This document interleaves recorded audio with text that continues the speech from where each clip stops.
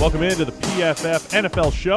Steve Palazzolo back here with Sam Monson. We've been going through the entire NFL. We have 2 episodes of the NFC already up, 1 episode of the AFC. We're going to close out the rest of the AFC, going through draft recaps. We're not necessarily hitting every pick, but that AFC one that we posted, that was a monster. We kind of went through a lot. That was a lot of detailed analysis on the AFC East and the North. Be sure to check out all of them, whether you're a fan of the team or not. There's a lot of good deep dive analysis on these draft picks. And, of course, all of this is powered by the PFF Draft Guide, which is a part of PFF Edge or Elite, a product you guys can get. 365 days of access. Look at you showing all of our YouTube viewers exactly what that draft guide looks like. Be sure to go check it out. You can follow along with all of the players your team just drafted, all the undrafted free agents, get some unique information you can't find anywhere else. It's all part of Edge or Elite. I got the pre-roll out of the way there, Sam. Nicely done. You're up. How you doing? I'm up. I just want to say hi. I'll take it over from here. Yeah, run the show. Tell me Got about it. the Colts. Let's start with the Colts, AFC South. Yeah. Let's do it. They got nastier up front, Steve. They got Quentin Nelson, the nastiest player in this draft. Guard from Notre Dame, the guy everybody loves. They got the nasty. We all love him. So here's the thing with the Colts draft. They had 5 picks in the first 2 rounds, including 4 second-rounders. I do think that they added some talented players. It's not exactly maybe the home run that I would have hoped from the roster, but I do think we talked about themes for certain, drafts or whatever. The theme was interior O-line. They got 2 guards, and then they attacked the edge rush late in the second. Darius Leonard, the linebacker at pick 36, it was a little rich for us. We watched him a little bit. We didn't have data on him, an FCS guy. We didn't have the play-by-play data, but saw him at the Senior Bowl, scouted some of his tape, and we didn't love him as a, maybe top 4 or 5 round guy, so that was probably a little bit rich for us. But, some solid players, especially the 2 guards. Did you see Ian Rappaport's report that one of the things coming out about Nelson is that in almost all team rooms, war rooms, he's nicknamed Earl Grey or some variant because of the amount of times he spends teabagging defensive linemen after he smushes them into the ground? I did see that. I'm torn between really liking that and really hating that it's such a big thing, the fact that he lies on people after the play is over. Well, I mean, it backs up what we've said before because the O-line people, and by the way, I'm going to be speaking at the Cool Clinic, Sam, had to drop that. Are you laughing at me or something else going on here? I got to drop that. I'm speaking to the... You're speaking to the O-line people. They call them like the Mushroom Cloud Society or something like that. They're just a bunch of dark and fungusy type people. Anyway, I'm doing the Cool Clinic again this year. I'm talking to the O-line people, and what we joked about with Quentin Nelson this entire time is that we love him and the O-line people love him. The O-line people love the nasty and the finish and the teabag, and they love all that stuff, right? They love that part of it. We love the fact that within the flow of the play, he blocks people, and usually with a lot of movement off the line of scrimmage, and in pass protection, he keeps them away from the quarterback. Very simple stuff that we love, and then they love a little bit of the extracurricular, so it backs that whole thing. It does, yeah. It's just Grey. funny that there are so many people that think that is like the most important thing an offensive lineman can be doing. It's that after the play, you are seen teabagging people. How about during the play, he's seen moving his man out of the point of attack and opening up holes for the run game? I'm going to drop that. Or pass blocking. I'll drop that at the Cool Clinic. You should do that. That should be your leadoff. We love Earl Grey just as much as you. Speech. Just as much as you, but for different reasons. So Quentin Nelson, we've got a full profile on our YouTube channel if you guys want the real deep dive explanation of everything that we loved about Nelson. But essentially, outstanding in the run game, got better every year. Our highest graded guard last year, second highest graded guard grade we've ever given during the 2017 season, 95.1.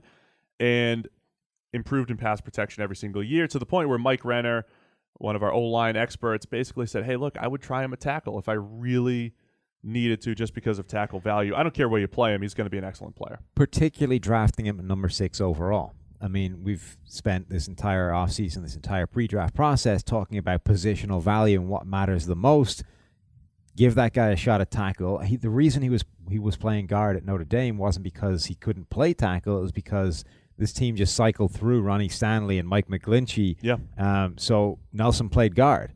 So let's give him a shot at tackle. The Colts do need tackle help as well. Costanzo is a good left tackle, but at right tackle, they could definitely need an upgrade there. I would definitely give him a shot at tackle, patch up the guard somewhere, some other way, and see if he can do it. If not, you move him back to guard where everybody agrees he's going to be a Pro Bowl kind of caliber player. Well, especially after they re-signed Jack Mewhort, who has battled all sorts of injury issues, but when he's healthy is a pretty good guard. Yeah. And when you draft Braden Smith now, who graded extremely well for us as well, he's got 3 straight years in the 80s, last 2 years 88.3 and 88.2. That's among the best in the class. Really solid player. We had him a little bit later in the draft from where they took him, but didn't hate that pick. I mean, he's a good guard. If he could play guard and Mewhort's healthy, why not try Quentin Nelson maybe at right tackle as a bookend with Anthony Costanzo at left tackle and Ryan Kelly at center? All of a sudden, the Colts might have a good offensive line. Maybe nicknames are the theme of this draft. You've got Earl Grey in the first round, then you come back and you get Drago in the second round. Oh, that's Braden, yeah. Yeah.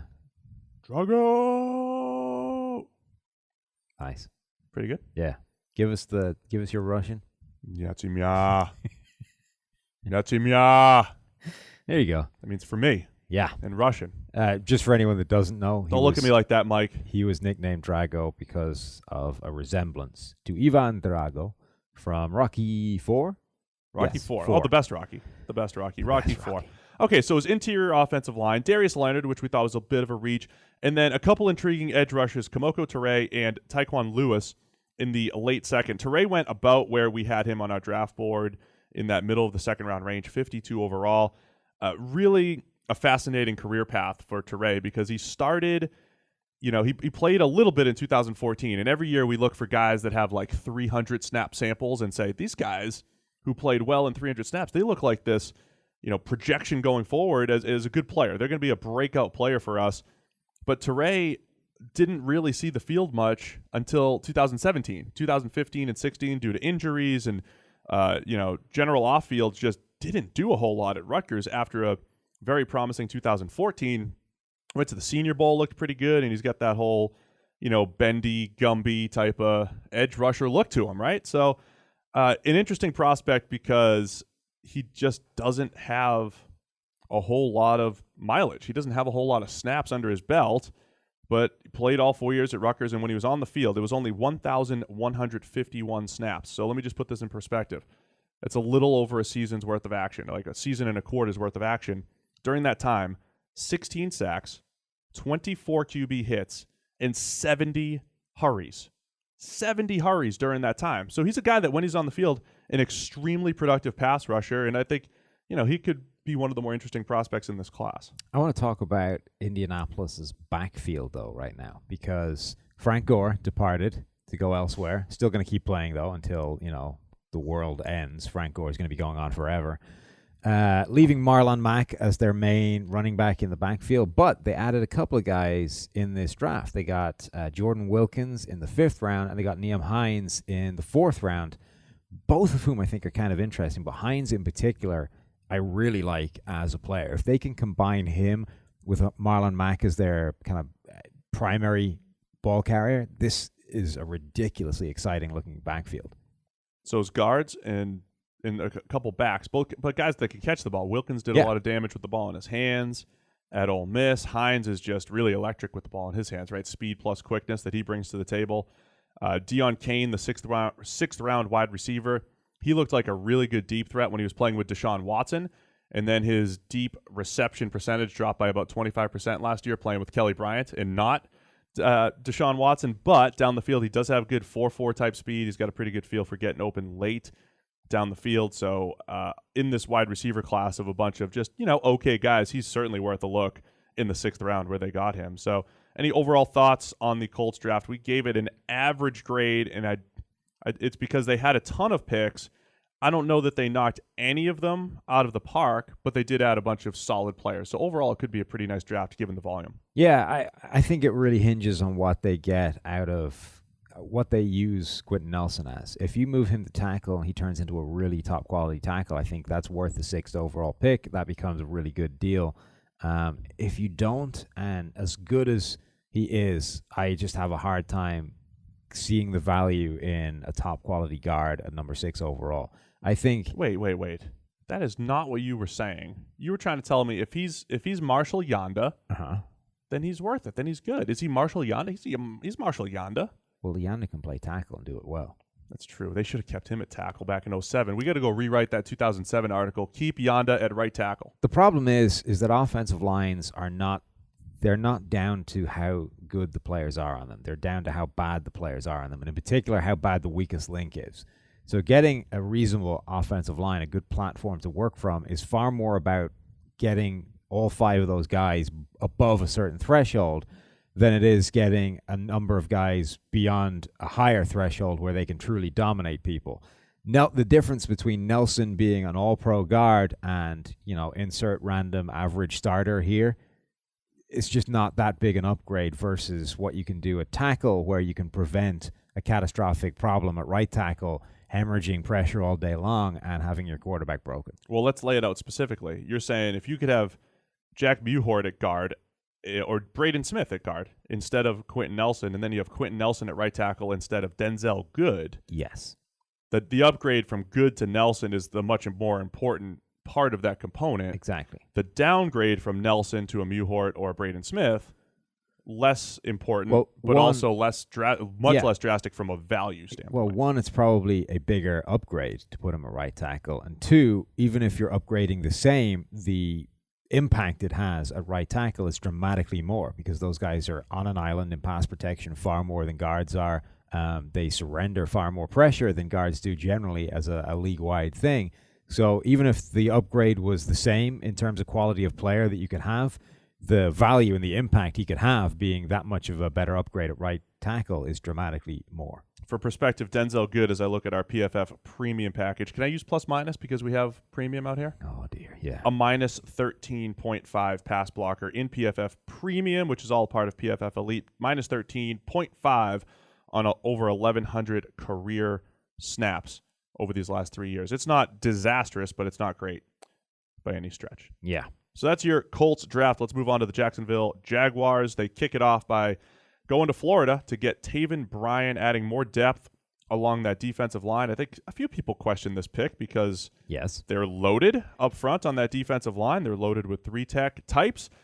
But I'm not a needs drafter. You know that. Mm-hmm. But when you're looking at the Jaguars roster and you're looking for specific needs, it's like, some wide receiver depth would have been good or an elite tight end would have been nice. But it's not like they're sitting there with these massive needs along the roster. And I think if you do just continue to add positional value, which is pass rushers, corners, any kind of coverage players, I'm okay with it. And you're kind of looking to the future. Malik Jackson, is he going to be walking soon? They get a lot of money invested in that defensive line. So just keep the pipeline going. That is the key to success, that defensive line in Jacksonville. Quarterback with Blake Bortles as your starter, leading this what looks like a juggernaut again, and presumably at this point providing the glass ceiling to said juggernaut. You wouldn't have maybe taken a swing at Lamar Jackson? No, I would have. I tweeted that out. Go get Lamar, Jags. Not that would have helped him this year as a juggernaut. I don't know that he steps in and is better than Blake Bortles in year one. I don't know he'd be worse.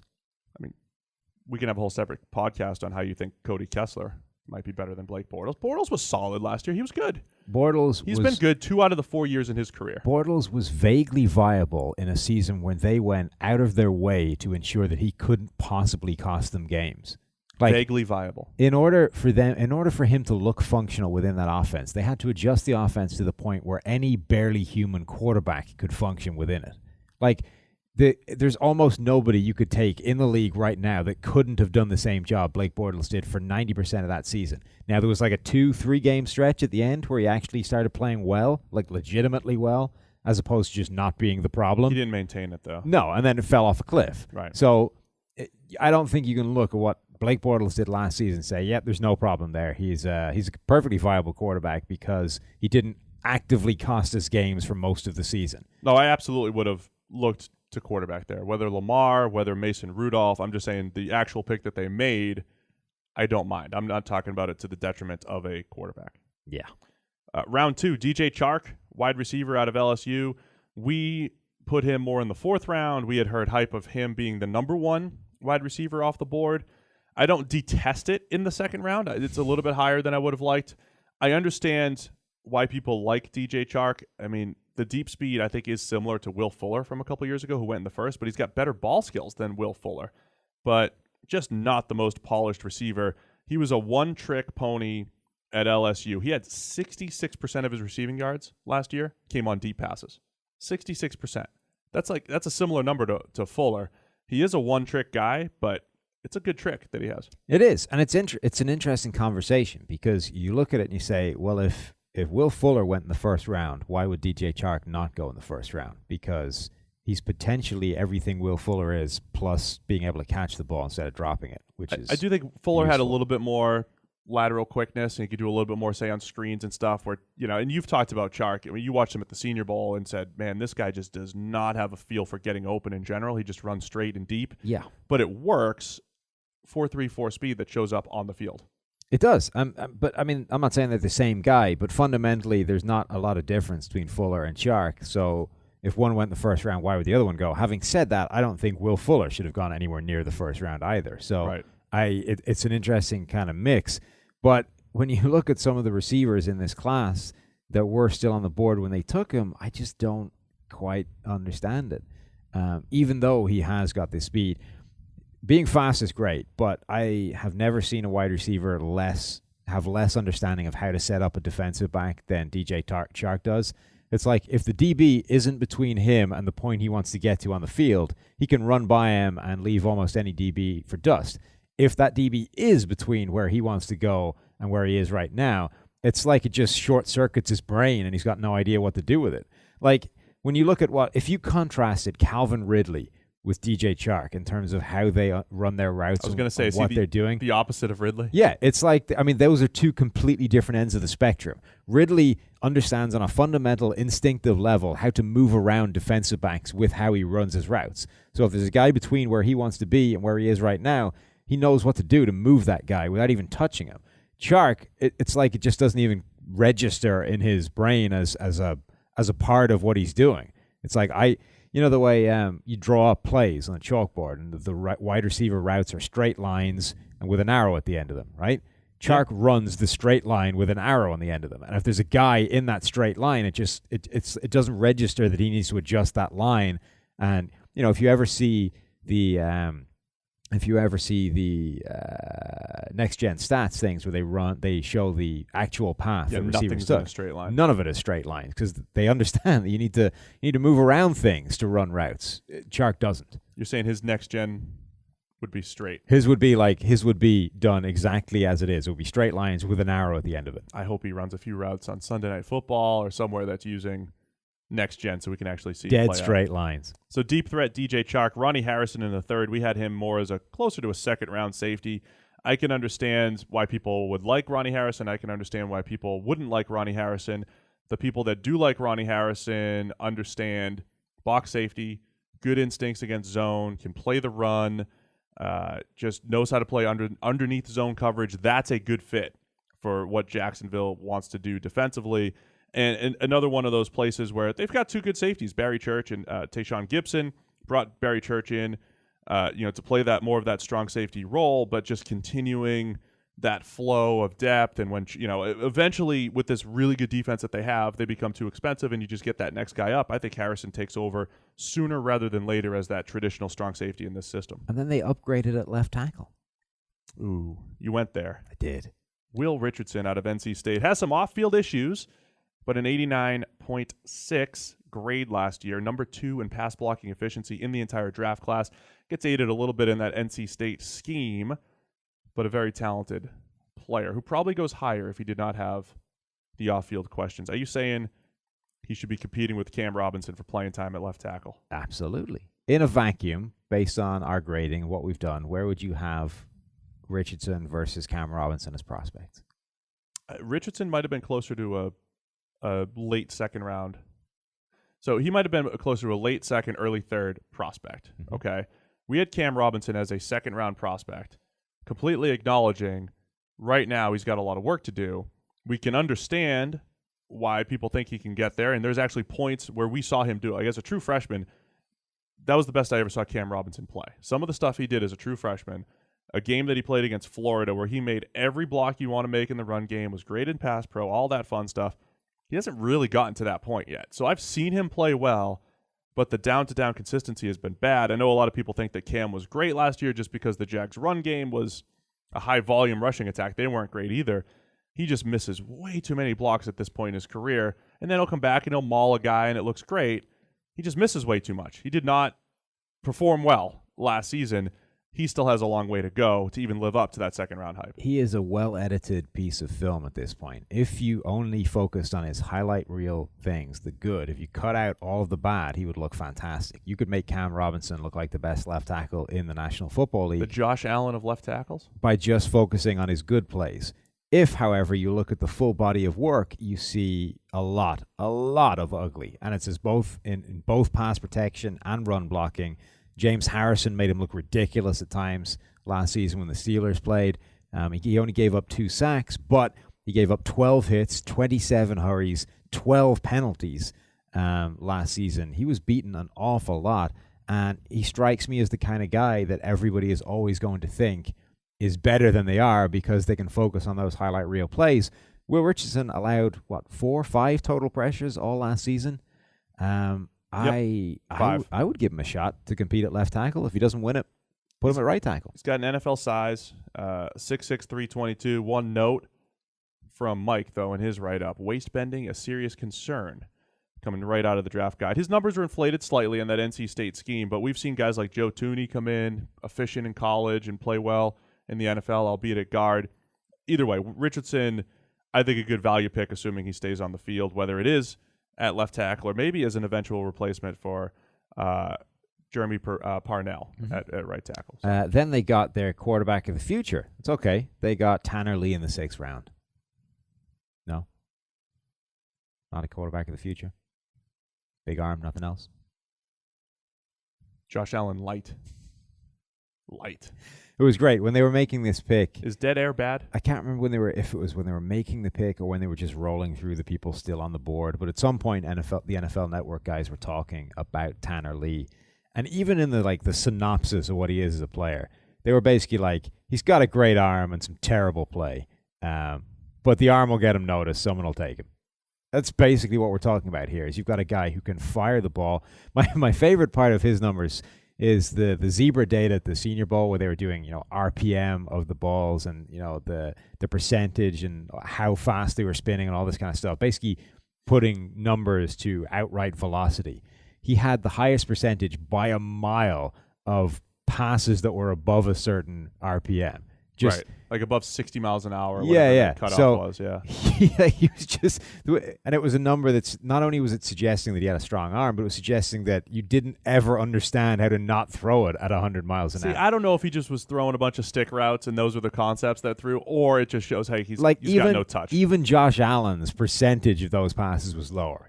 He was taking something off some of these passes. Josh Allen has some touch. He's got a lot of passes on film where he shows touch. Tanner Lee has no touch. He has a fairly strong arm, and he will just fire the ball at the maximum 100% every time. He's not a great quarterback.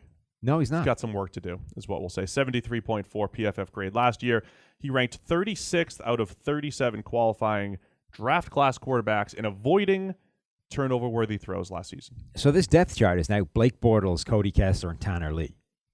Oh, Kessler just bringing them all together. Bortles and Lee, they hang out together, go grab a drink afterwards, eat ice cream together. Kessler feels left out with that poo arm inaccuracy. Don't be so mean. Come on, man. That's not a good looking quarterback depth chart.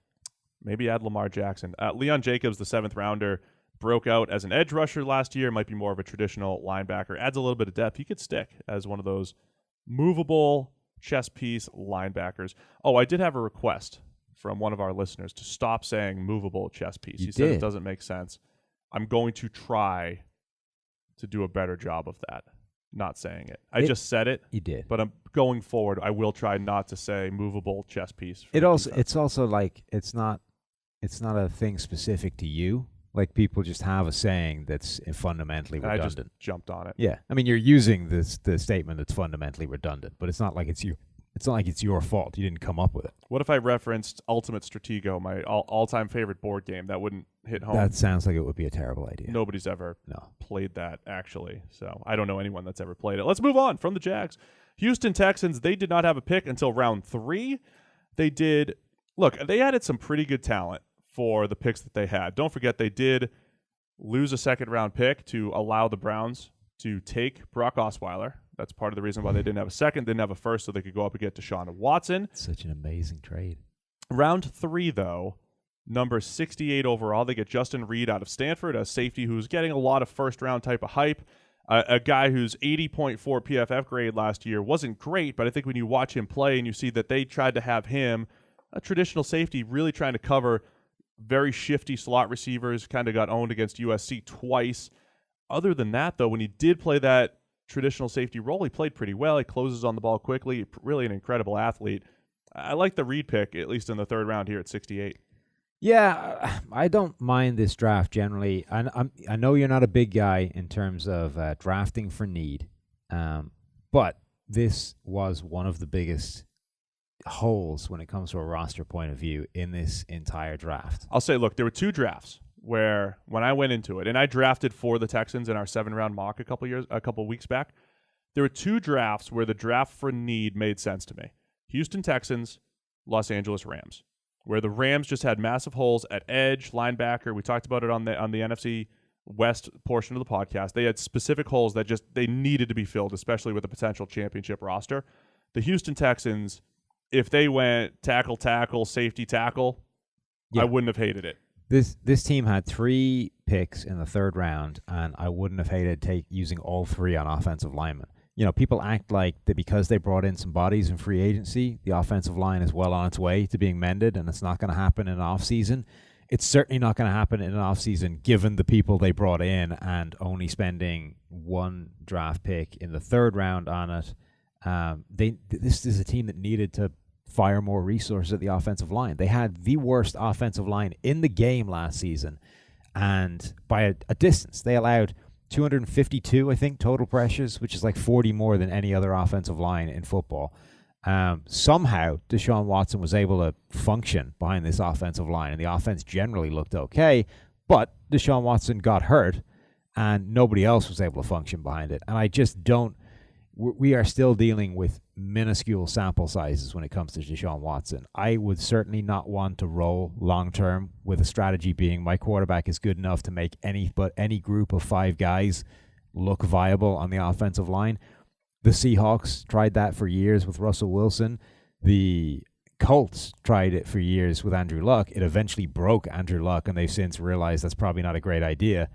I just think the Texans need to understand the magnitude of the problem on the offensive line. Here's the thing with doing that, though. Are you really going to find a bunch of starters in the third round on the offensive line? No, you're probably going to find 1 or 2, which is why you need to take 3 guys. But at the same time, when you have drafts that are lopsided, like, hey, we're going all in on defense in this draft, or we're going all in on offense, it does have issues with the roster down the road. And so that's why you don't draft for need, because eventually it does catch up to you. So I understand both sides of it.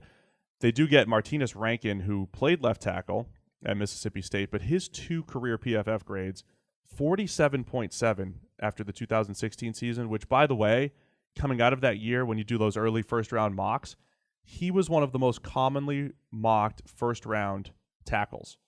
Okay? So, yeah, that was a rough 2016 season, but he was still getting first-round hype, and then he goes 71.2, so that's a pretty good increase. That's a pretty good improvement. Still in the 50s, though, as a pass blocker. So we're talking about a guy that might project to more guard or center, still has a lot of work to do. So he's not stepping in and solidifying the left tackle or right tackle spot in Houston right away. I think if you need to specifically fill a need in the draft. Now, obviously, the ideal scenario is you never need to roll into a draft needing to fill a specific need. The draft is for depth, and it's for future starters, and it's for getting cheaper at various positions. But if you get yourself in a position where you now need to fill a position in the draft, I think you need to attack it with more picks than positions to fill. You do what the Packers do, which is, okay, last time we needed to fill some running backs, so we're going to take 2-3 running backs. Now we need wide receivers, cornerbacks. Yeah, we're going to take 3 guys at each position, and if one of them hits,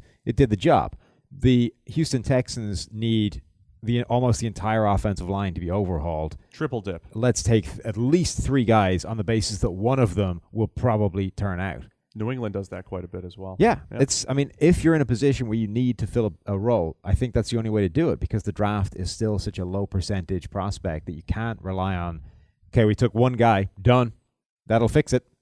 All right, well, so they didn't go O-line with every pick, but I did like their next 3 picks. Their third rounder was Jordan Akins, tight end out of UCF, third in the draft class in yards per route last year, shifty route runner, one of those move tight end types. I like that as a playmaker. I like him as a playmaker.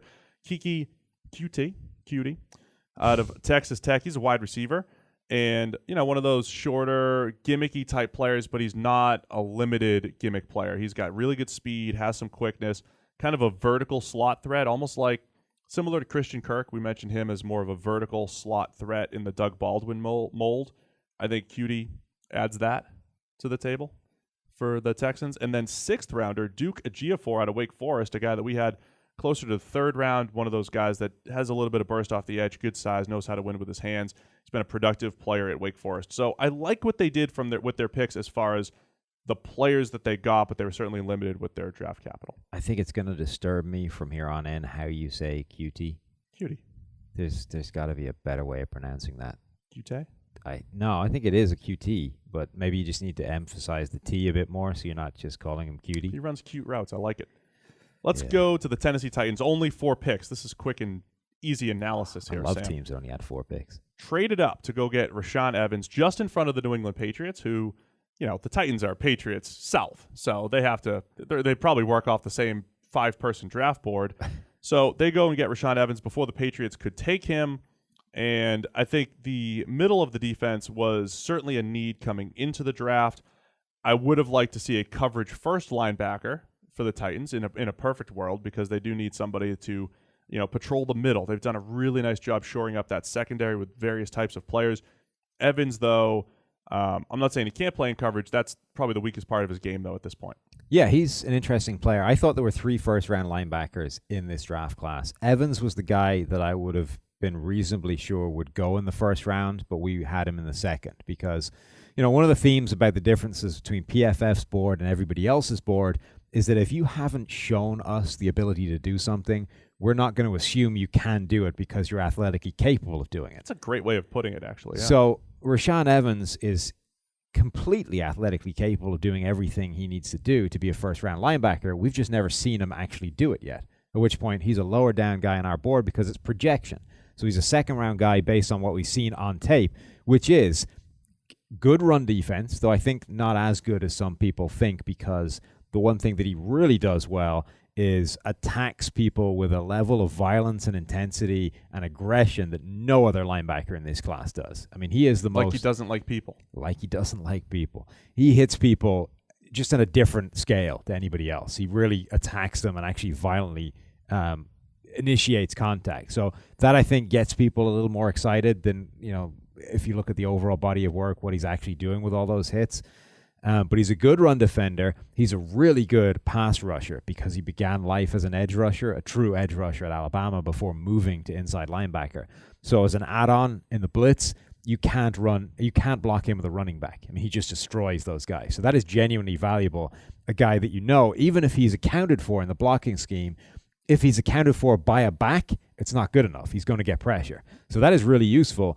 Then the big question mark is, can he play in coverage? Because, again, he hasn't done a whole lot of it at Alabama. He transitioned from a true pass rushing role. Now we have to project what he can do at the next level as a coverage defender. I don't know if it's ever going to be good enough, but that pass rushing skills gives you a pathway to adjust his role a little bit, so you don't need him to be a fantastic coverage linebacker. I said all the way through the process, his ideal NFL role is like Dante Hightower in New England, which is being, good enough to survive in coverage for a while and then used primarily as that add-on blitzer, the 5th guy that rushes, the guy that gets himself matched up against running backs, against tight ends, and generates pressure that way, and is a really good run defender. If you can do that with Rashaan Evans, I think you get a really good player. Yeah, I think that's a good point there, and I think when you look at the roster construction of the Tennessee Titans. They have a guy like Jayon Brown, who they got in the 5th round last year, played 525 snaps, was just okay in coverage, but coming out, he was one of the better coverage linebackers in the nation in the draft last year. You might be able to play with that a little bit. I like the way the Houston Texans use their 3 edge defenders. When you have J.J. Watt on the field, and when you have Whitney Merciless and Jadeveon Clowney kind of becomes that movable guy, or sometimes it's Merciless and you line him up in the A gap, and Evans can do that type of stuff because, like you said, he was a legit edge rusher early in his career. That's what he was before he moved to more of an off-the-ball linebacker. So there's some versatility there. They go not back to the edge well, but they get what we thought was the best edge rusher in the class, Harold Landry, in the 2nd round. His 89 pass rush grade in 2016 was higher than anything Bradley Chubb has ever put together. The question for Landry, and I don't know if this is why he dropped to 41, but his 2017 season was not as productive, and he was battling injuries. I don't know if there's something else at play there, but he's got the burst and the bend and all the stuff you're looking for, a Myles Garrett-type body minus maybe 15, 20 pounds. Kind of what you're looking for in an edge rusher, and I think it's a steal at 41. I was going to say, this to us is one of the steals of the draft. This is a guy that we were talking about as a top 10 draft pick. This is not a good edge rushing class. This is a bad time to need an edge rusher. There were not guys that we were certain of how they would project, whether they could be legitimate NFL edge rushers at the next level. And Landry was the guy we were most confident in his ability to do that. He's the one guy that has shown the ability to be a consistent, legitimate, pure edge rushing force in college. Bradley Chubb was a good pass rusher, not a great one. Landry is the only guy that we've seen be a great pass rusher at the college level. And okay, he went backwards the next year and he was dealing with injuries and all that kind of stuff. But in a class that is not good edge rusher, not good for edge rushing, you've got a guy who could potentially be the best one of the whole class. The Broncos are the next team up that we're going to discuss, so I'll go into the whole Bradley Chubb breakdown that I feel like I've done 8 million times here during draft season. But, maybe you haven't heard it yet. If you haven't heard this yet. If you haven't heard it, I'll give you the Chubb breakdown and why we had Landry over Chubb in just a minute. Rounding out the Titans draft, Dane Cruikshank out of Arizona. Kind of want a hybrid slot, outside corner, really athletic guy, a nice guy to add to the mix. Was 2nd in the draft class with a run stop percentage of 6.2 last year. That was ranked against corners. And then Luke Falk in the coveted 199 spot overall in this draft. So for some reason, the TV was big on Luke Falk as one of these quarterbacks that should be going and has some talent. I have never particularly thought Luke Falk was a very good quarterback. In fact, I thought he was worse than the guy he replaced, Connor Halliday, at Washington State, who had at no point any viable NFL prospects. So that just gives you an indication of what I think his NFL future is. He's worse than the guy that had no NFL future. So less than no NFL future. Got it. But he was the darling of a few guys. Everyone has their mid-round quarterback. The guy that there's a lot of things missing from his game. Otherwise, he'd be a first-round quarterback. But somebody that you think might have a shot. A lot of people like Luke Falk. And because he went number 199, everybody is now looking for ways that he compares with Tom Brady. He's Tom Brady. Because I don't know if you know this pick or not, but Tom Brady was a 6th-round quarterback with the 199th pick. That's what I've heard. So the similarities between him and Luke Falk are endless. Well, Brady didn't have a good arm coming out. He didn't. Falk doesn't have a good arm. And they both went at 199. What else do you need? I mean, that's, yeah, both exactly. about 6'4". Not athletic. The comparisons never end. Well, if I keep talking, short pass game at Washington State, bad deep ball thrower, that got better over time. That's Brady. Now Brady's one of the league's best. Oh, yeah, So it's what Brady. We're saying is here we got a Hall of Fame quarterback in our hands in the 6th round. That makes that very good value. Let me go change the Titans draft grade real quick. Yes, to excellent. The best draft of the class. Falk was he had an okay career. He had a good career at Washington State. Last year was the worst of his career. There were games where he just could not complete a pass beyond 10 yards. The arm strength was atrocious. I don't think I've ever seen him put He the did ball battle in the air. injuries. He did battle injuries. The bigger problem, there's no trump card to Falk's game. Like even with Josh Allen, we're like, hey, he's got this athleticism, this arm. Falk is limited athletically, doesn't have a great arm, and it's not like his accuracy is at this completely different level. Forget the completion percentage. They had more throws behind the line of scrimmage than any team in the nation. So he doesn't really have a trump card. That's why he's a backup. What are you talking about? He just got drafted in the 199th overall pick. He's a Hall of Famer. All right, he's next Tom Brady. I don't think I've ever seen him put a deep ball in the air that wasn't underthrown, including the ones at the combine where there's no defensive back you have to worry about. You just have to get it as far as the wide receiver is running. Somehow he was still underthrowing those. So you made the point that combine throwing matters, and people misunderstood it. Okay, it matters if it's a disaster, is essentially what you're getting at, right? Not even if it's a disaster. It can show you things about a guy's game that you should have already seen on tape. It's not like it's showing you something new. But if you're still doing those things when there's no defenders to worry about, it's a concern. So Cam Newton at the combine was putting the ball 3 yards above his receivers consistently. He did it multiple times in drills where there's no defender on the play. You just have to hit a guy who's running a route. And he was putting the ball 3 yards above a guy's head regularly. Now, I'm sure that is all over his college tape as well, but it just reinforces that. And at the NFL level, that is the way he misses the most often. He overthrows receivers more than any other quarterback in the game. So my point was simply that you can identify things from throwing at the combine. It's not to say that it's everything, but it does show you things that you should also identify elsewhere. What have you done? Have you dropped a pen? I gotta get my pen. Go on. This is embarrassing now that we YouTube every single one. Yes. Luke Falk is a similar story. So it shouldn't be anything new. If you've watched his Washington State games, you should know that he underthrows almost every deep ball he puts in the air. But the fact that you saw it again at the combine where there are no defenders to worry about, you don't have to clear a cornerback. You just have to get it to the receiver that's running down the sideline. Again, it shows you things. I'm not trying to pile on to Luke Falk. I only mentioned the combine because he made some of the worst throws I've ever seen at the combine. Some of the throws he made were really bad. Let's move on to the Denver Broncos. They go with Bradley Chubb. I just hate to hear what you would have said if you were trying to pile on. If I was trying to pile on, I'd go further. I'd go into his data a little bit further, which you can find in the PFF draft guide. He's one of our quarterbacks that we have the advanced breakdown on if you want to see Luke Falk. Yeah, the actual ball location accuracy. That might not be in there. No? There were NFL teams who wanted that just for themselves. Damn it. I think. They didn't want the public to get them. That's they know. They know they've got Tom Brady Mark 2.0 at 199. There's a handful of NFL teams that said, look, the PFF draft guide's great. We'll let you have these, I think it was 8 quarterbacks that made it in there with the QB accuracy charting, but the team said, give us these other ones. It's so valuable, we need to kind of keep it separate. So that's where we are with Luke Falk. All right, Denver Broncos, Bradley Chubb. They were not expecting to get Bradley Chubb at 5. Which in and of itself blows my mind. This team was one of the teams that, internally ran mock drafts as an exercise to try and generate ideas and game plan and strategize. And apparently in no mock draft that they gamed out did they envisage a scenario where Bradley Chubb was available at 5. How is that possible? They had the worst mocks ever. I mean, they had the actual worst mocks ever. But in order to do that, he was only ever going to go at 2 or 4, right? So nobody but me, I think, had Bradley Chubb falling below 4. I was the only one. I had the worst mock ever. No, I get that, but in order for them to even have a scenario on the board where he was there at 5, you only need to have a scenario where he makes it past 2 or 4. Like, there's only 2 teams that need to pass on him. It didn't happen. In order for that to happen, and apparently that never registered in their heads. Let me get the breakdown for why we did not have Bradley Chubb as a lock top 5 pick. We liked him quite a bit as a player. I feel like I got to add this caveat every single time. He's improved every single year as a player, 89.4 grade last season.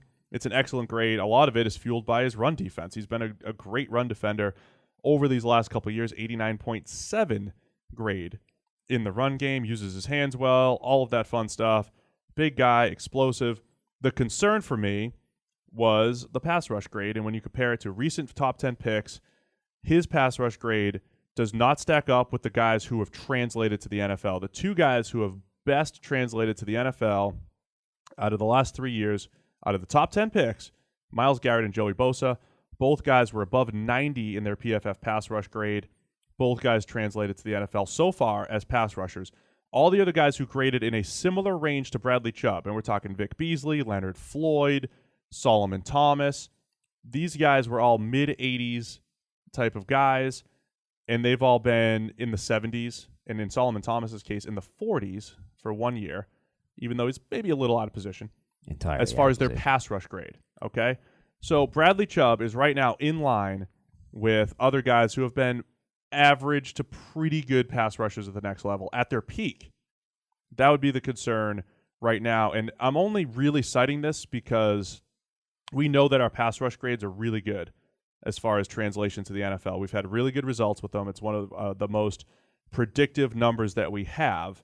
So that's why when people said, why do you have Chubb at 10 or 15 in your mock draft? Because he's not Myles Garrett. He's not Joey Bosa. He's not this lock, top 5 pick. And because we're focused so much on the pass rush is the most important thing, even though I like him. And as you said before, Harold Landry is far closer to that Joey Bosa, Myles Garrett range in terms of what he did in 2016. His 89, so his peak pass rush grade, and I use the peak pass rush grade for all these guys. His 89 is better than anything, by far, anything that Chubb has ever put together. So if you're looking for one guy who's closer to the range that translated immediately, it's Landry, not Chubb. I like this draft. I think they got a lot of good players. They had a deal on the table, reportedly, from Buffalo to come up to 5 to get their quarterback. And because Bradley Chubb was on the board, they immediately turned that deal down, handed in the card, took a guy who they and a lot of other people think is this slam dunk, awesome, all-pro player right out of the gate. I like this draft, but can't help but think what they could have done had they taken that trade and got an extra bounty of picks and been able to add other players. Yeah, I'm with you, man. There's never a case where I don't know what they exactly would have gotten, but maybe an extra second in there. I mean, there's never a case where Bradley Chubb worth more than who could they have had at 12? Say Vita Vea, just out of, even though it's not maybe a fit. Vita Vea plus Harold Landry in the second round. You know what I'm saying? So that's why trading back is so valuable. So if the Vita Vea, even if he's not on your radar with Denver, he went at 12. If you could have Vita Vea and Harold Landry or just Bradley Chubb, it's not even a discussion. So our analytics guys they have a model that predicts the success rate of these trades.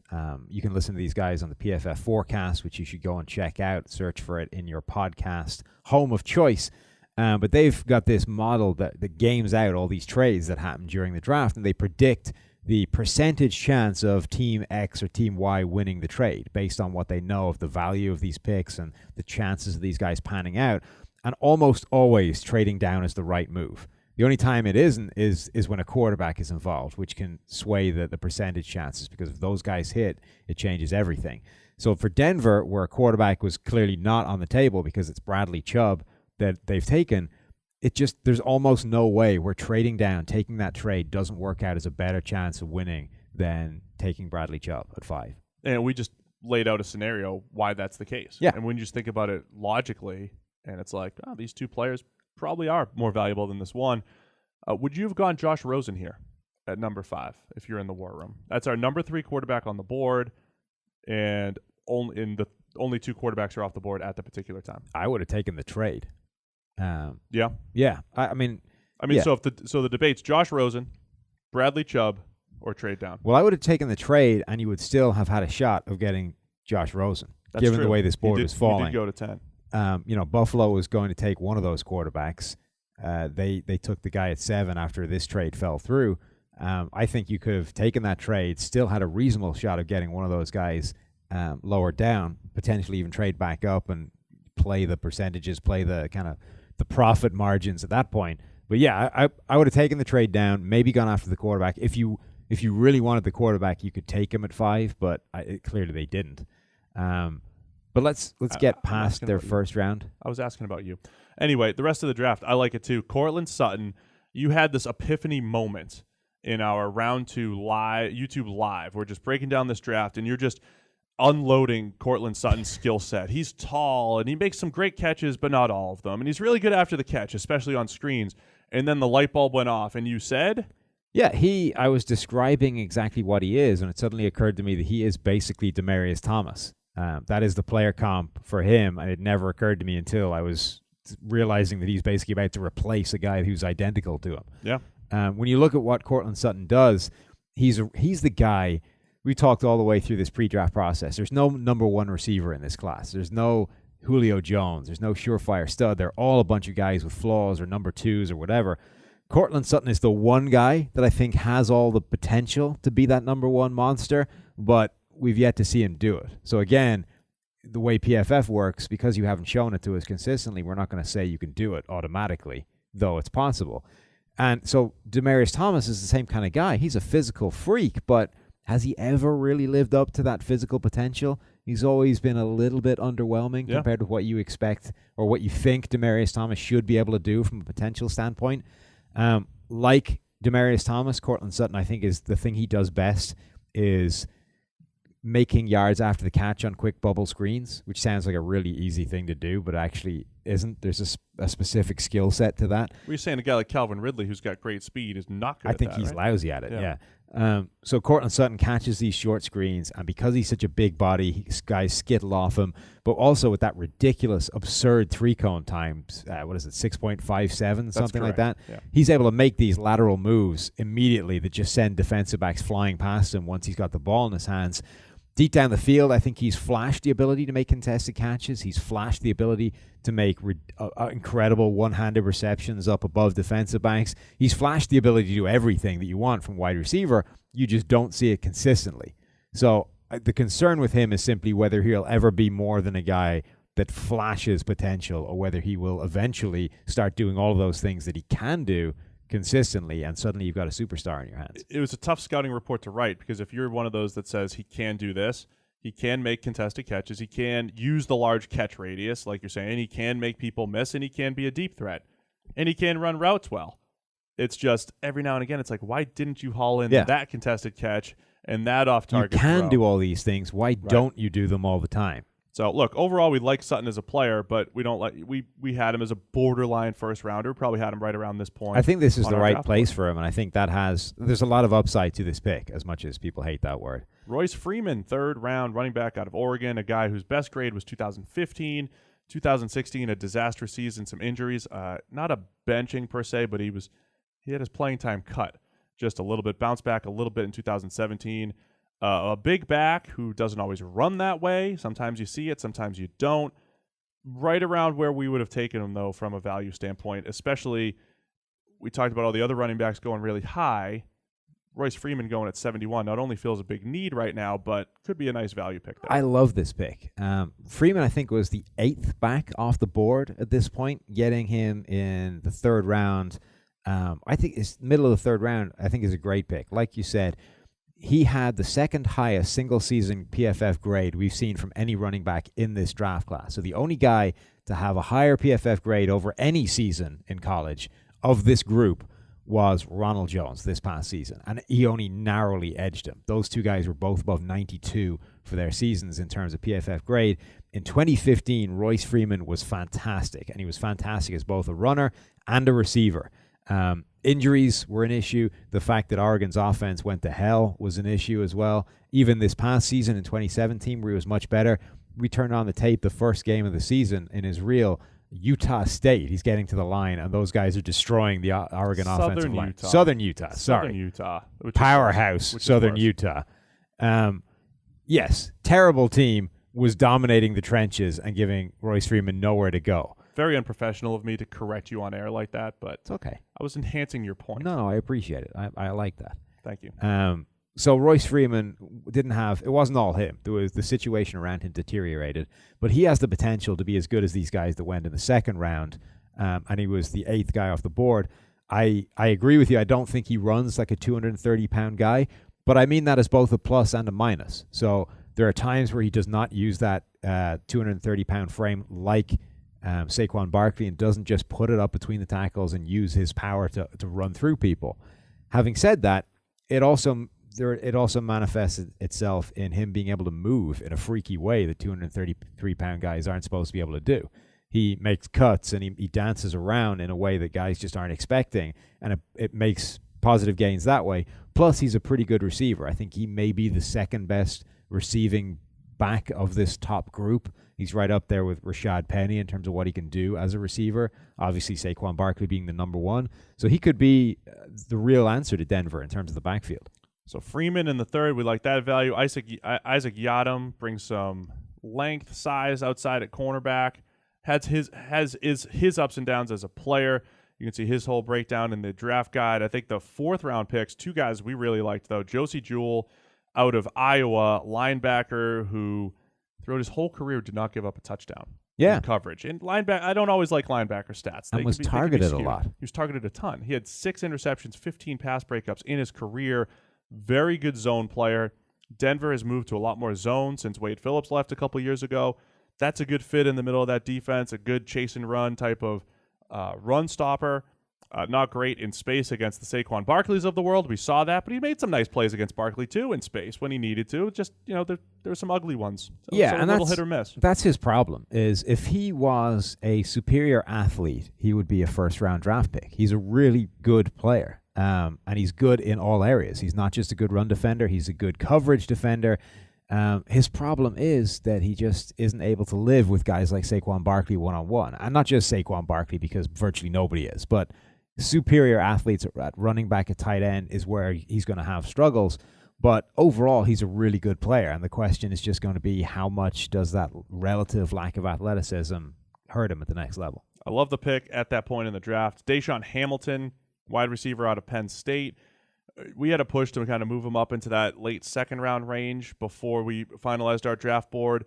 Just because, again, wide receiver class, nobody really stood out. But when you talk about good route runners, just know how to get open, Hamilton fits that bill. I love how he varies the speed of his routes. You could see him knowing if he's a part of a trips or a two-man side, a double side. He just knows how to work off the other guy's route to get open. Just a good feel for getting open, which is important if you're a receiver. So call him a little bit of a bigger slot. We had Zach Robinson, our QB guy, really liked him as well, kind of saw Mohamed Sanu type out of him. And if you're getting a Mohamed Sanu type in the 4th round, I think that's really good value as well. Yeah, I think overall this was a really good draft. I'm just left with that longing of wondering what they could have done if they'd taken that trade. I have to admit, Troy Fumagalli, too. All the tight ends I've hated on their run blocking. He's the best at getting in the way of guys that you have to block. The best bad blocker of the group. The best bad blocker. He's got some experience blocking defensive ends as an inline tight end at Wisconsin, and he did okay. He improved every single year. And he's kind of worth the 5th round pick as well. Not a spectacular athlete. So we like the draft for the Broncos. We gave it a good on ProFootballFocus.com. Let's go to the Los Angeles Chargers. We gave them an above average, and it all started with another one of the steals of the draft. My man, Derwin James, Florida State, 1st round pick at 17 overall. He went a little bit lower than we expected. This is one of the slides that I have no earthly explanation for. This was a guy who we thought was a top 5 talent. He can do everything. He is the perfect hybrid for today's NFL. We've talked about these guys being vital right now as teams on defense try and catch up with offensive mismatch weapons. Derwin James is the guy you want to do that, and somehow he fell all the way to 17. When I was doing the Sports Illustrated show, 1st round, Mike and I were just waiting to do our analysis on a different pick where Burt Breer was on the other set discussing why Derwin may have been falling and why Tampa Bay didn't pick him. They really liked him until, I guess, the pro day. And I can't remember the specifics of the story. I did drown Burt out a little bit with some of his stories. I was waiting to find my numbers that I needed to discuss on the air. Sorry, Mr. Breer. But it was something to the effect of he wasn't competitive enough at the end of the pro day. It was something off the field that they didn't love. And I think the Chargers are the team that makes out here. When we were breaking down James' scouting report coming in, it was like, damn it, dropped my pen again. Your pen again. Versatility. Could he be this hybrid linebacker? Could he be this, double down as an edge rusher every now and then? He could do it all. And he goes to a scheme where it's like cover 3 that just has a strong safety. And he's the strong safety. And he just needs to do one thing extremely well. And that's fine. But I would be interested to see if the Chargers do move him around a little bit on 3rd down. But if he's just going to be that traditional strong safety in a cover 3 scheme, the Seattle cover 3, where he just has to be a hammer against the run and have great range and short zone coverages and cover tight ends, perfect fit to do all that. Yeah, I mean, he can do any role you want him in, the secondary. Oh, I lost it in the dude. I lost it in the lights. One more. This is embarrassing right here. This is embarrassing. Thank you. Here you got go. my pen. You got 3 pens. Well, there. only the YouTube audience can see it. Yeah. Well, okay. For the people listening here, Steve has dropped 1 pen, then been thrown a replacement and dropped that pen, and is now working on his 3rd pen. I was a pitcher. Yeah. So Derwin James is glove. awesome. You need a pen catching glove. Can we stick with Derwin? Yeah.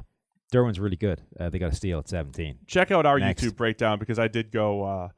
I broke down every last little bit of his game and why he's awesome. Second round, Uchenna Nwosu, the edge rusher out of USC. A little bit rich for him. I can understand the pick too. He's more of that classic 3-4 outside backer type of body.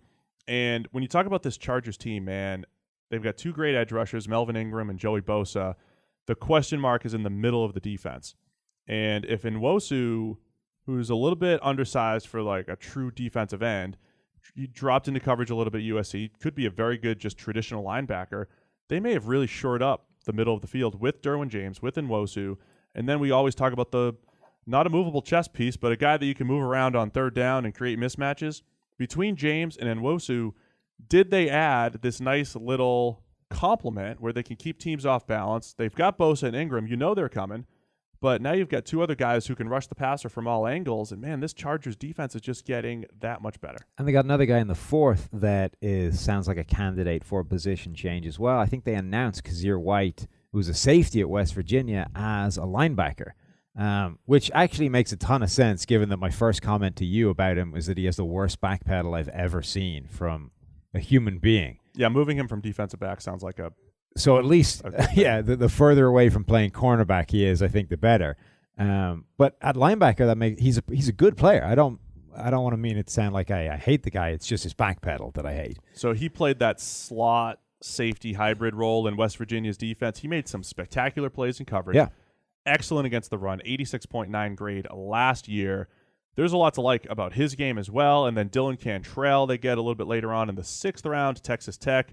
He tested through the roof, but it didn't always show up on the field. He was a good route runner, just has a feel for getting open, maybe more of a big slot or a possession guy, but a guy that certainly could contribute as a 6th round pick.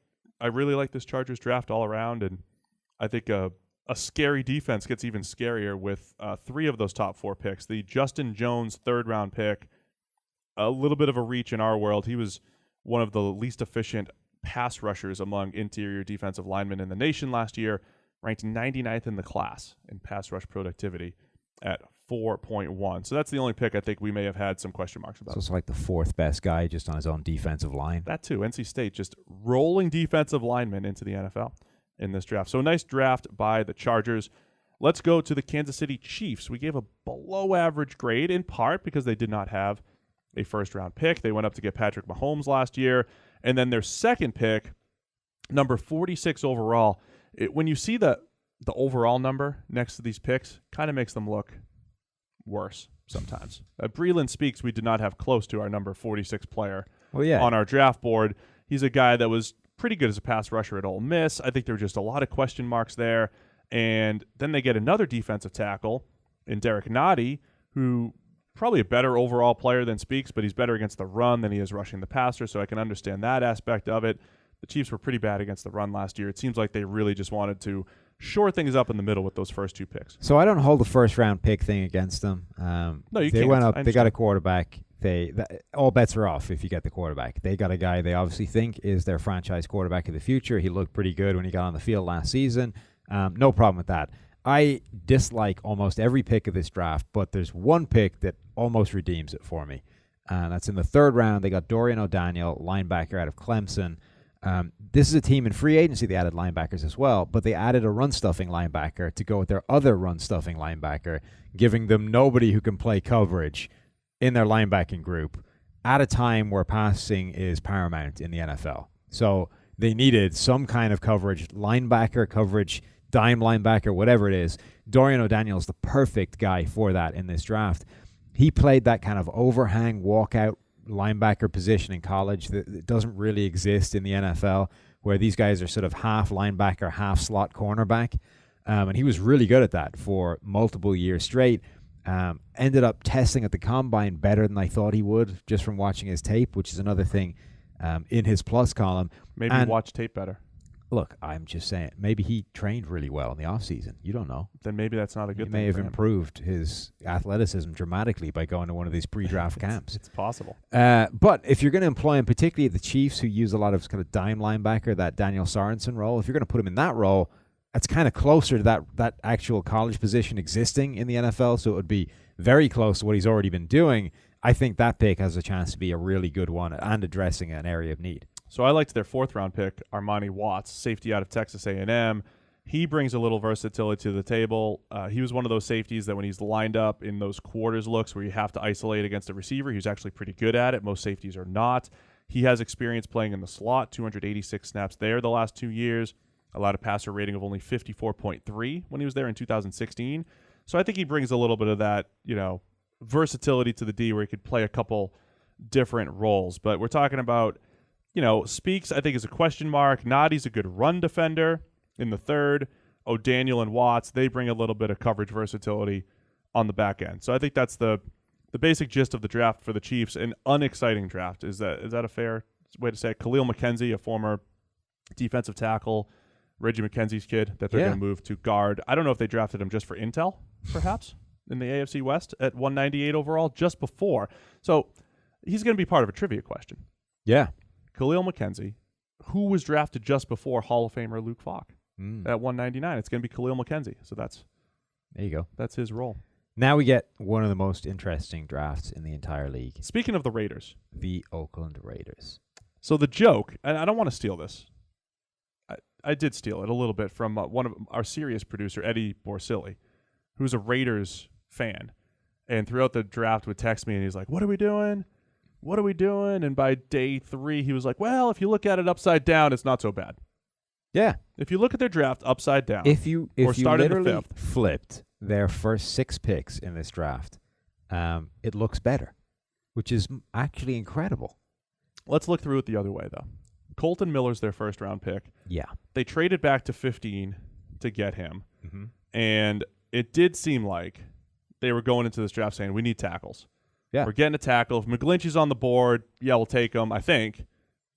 But McGlinchey's off the board. Let's go get Colton Miller, the most athletic tackle in the draft. The other joke I made about this draft is it's like they were using a video game to draft, and they just selected all of the players who had a potential rating of 90+, regardless of what their other attributes were. I mean, Miller, with his testing, P.J. Hall, and incredible his athlete. Skills, incredible athlete. Brandon Parker, incredible athlete. Good mover. Arden Key, size. One of the few edge rushers with some legitimate pass rush potential in this draft. Nick Nelson, 1 season of a spectacular play, bit of a question mark coming off injury. Maurice Hurst, we don't know if he has a heart that works anymore. Dropped all the way down the board after being our number 1 defensive interior we've seen in college football. All of those guys, in terms of what they could be, is incredible. But how many of them are going to pan out because of its potential, not, actual proven ability? No, it's a big question mark. With Miller, he was a spectacular tester at the NFL Combine. On film, I think it only shows up when they're running outside zone. Yeah. I don't, when he gets to the second level against linebackers, it's okay. When they run outside zone, he's really smooth getting out, and he makes some really nice blocks in the front side of outside zone plays. That's my biggest concern with him, is that for a guy whose selling point, his first calling card is being the most special athlete you'll see amongst tackles, you don't really see that looking at the field, looking at his game most of the time. I don't love his hands when it comes to pass protection as well. I think he's way too easily swatted aside by anybody that knows what they're doing when it comes to pass rushing.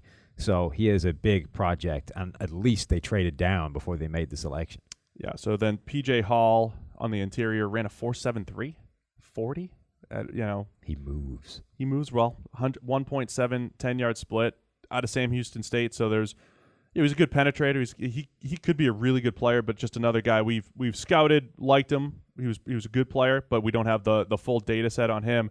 Brandon Parker was at the Senior Bowl. He struggled, gave up 5 pressures on 36 pass blocking attempts, which, by the way, when you started to put out some of his numbers, Senior Bowl and some of the FBS games that he played in that we had graded, and the grades weren't very good, somebody was like, hey, it was only 5 pressures on 36 snaps, and it's like, well, that's not really that good. Yeah. You have to have That's a large number for only 30-yard snaps. Sometimes it's difficult for us at PFF to give you the proper perspective for what that means, and we do our best to say, look, if we're saying that he struggled and gave up 5 on 36, then we know it's not a good number. If we say that he played well and he gave up 5 on 70, then against everyone else we know it's good. So just kind of use the context that we write to know if it's good or bad. So again, this is the theme with this draft, is they have taken athletes over anything else. Brandon Parker was a guy who jumped off the practice tape at the Senior Bowl to me because he just moves differently to anybody else. He's this fluid athlete that is able to move like a skill position player.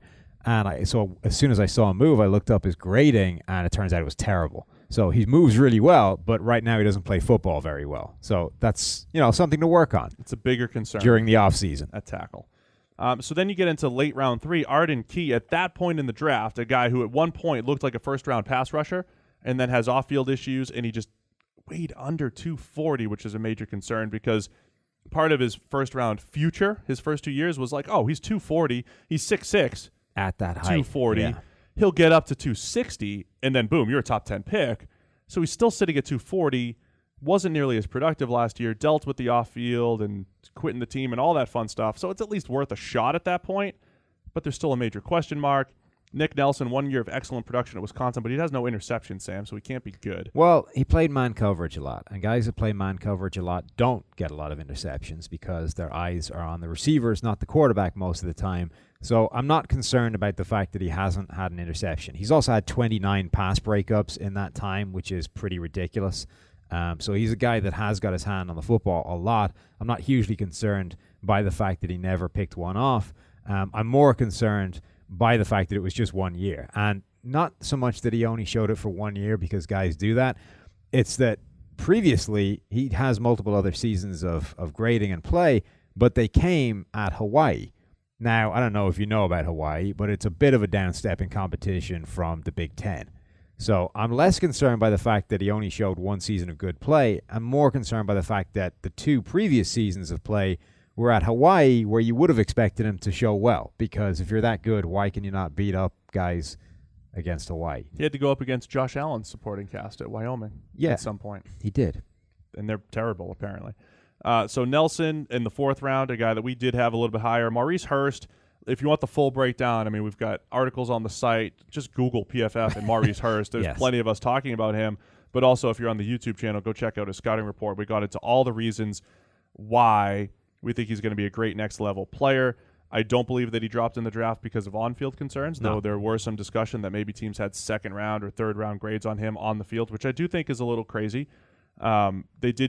Teams did buy into the fact that he didn't test as well as maybe the tape looked. And in the 5th round, I don't care about any of this. Yeah, even it's worth a shot. At this point, even if the Hart thing is a complete and total 50-50 proposition, whether he's ever going to play, I think it's worth taking the shot in the 5th round because his upside is you get one of the best interior pass rushers in the NFL.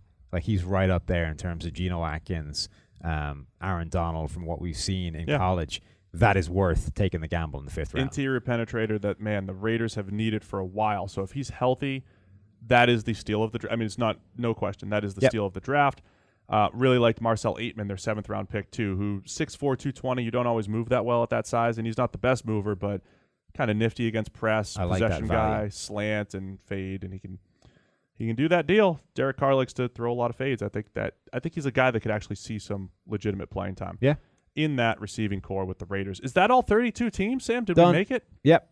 Only took us a few days, but we made it through as your AFC South and West podcast. Be sure to check out the draft guide if you want more specific detail on everybody that your team just drafted or perhaps grabbed in undrafted free agency. It's all a part of the PFF Edge or Elite package at join.profootballfocus.com. If you guys are watching on the YouTube channel, you guys can check out the entire PFF account. Be sure to subscribe and stick with us as we continue to add more videos every single day. We're going team by team, 32-team breakdowns that are even more detailed than what we just gave you here on the podcast. Sound good, Sam? Yep. All right. Thanks, guys, for listening. We will be back again with a little bit more next week.